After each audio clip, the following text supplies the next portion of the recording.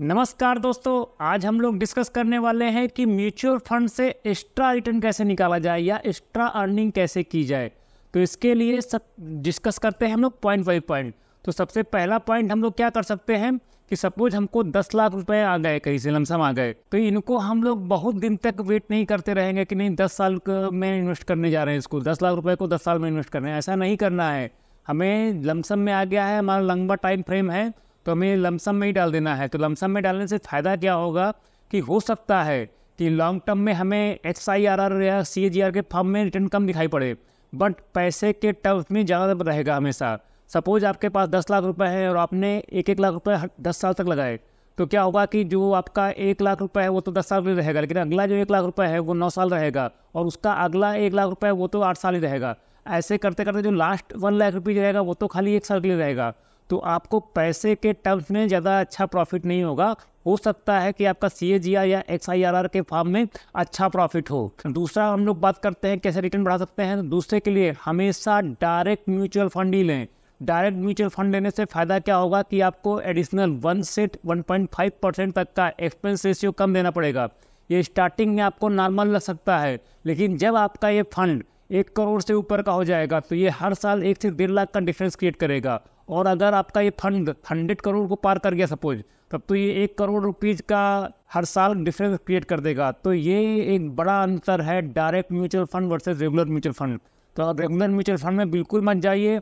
आपको जाना है तो आपको डायरेक्ट म्यूचुअल फंड में जाना है। थर्ड पॉइंट हम लोग डिस्कस करते हैं selection of correct market capital wise fund. तो जो आपको correct market capital wise fund है वही लेना है। सपोज आपका विजन 15 साल या 20 साल का है, तो आपको लार्ज कैप में कभी नहीं जाना है। आपको जाना है हमेशा स्मॉल कैप में, क्योंकि स्मॉल कैप में जाएंगे तो वो आपको 15 से 20% तक के रिटर्न देंगे, और लार्ज कैप में जाएंगे तो वो 10 से 15% के बीच रिटर्न देंगे। तो ये 4 से 5% हर साल का जो रिटर्न का डिफरेंस है, ये एक बड़ा गैप क्रिएट कर देगा आपकी कैपिटल पे।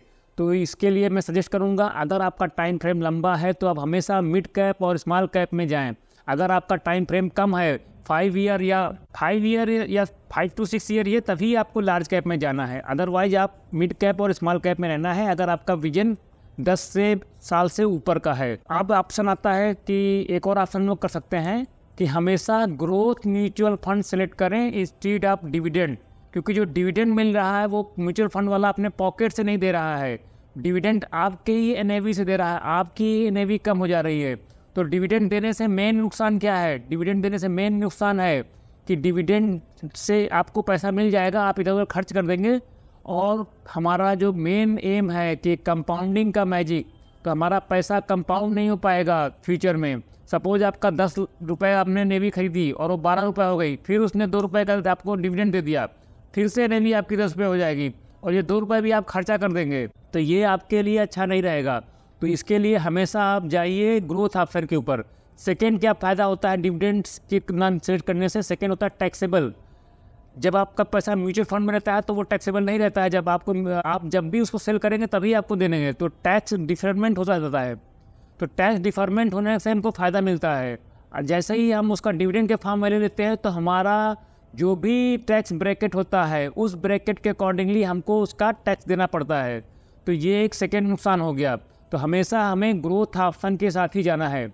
और इसके अलावा जब भी मार्केट गिरे तब भी कुछ ना कुछ पैसा हमें म्यूचुअल फंड में इन्वेस्ट करते रहना है। जैसे कि आज मार्केट गिरा था तो एक अच्छा कंडीशन था हमारे पास में कि अगर कुछ सरप्लस मनी था तो हमें आज इन्फ्लू करना था।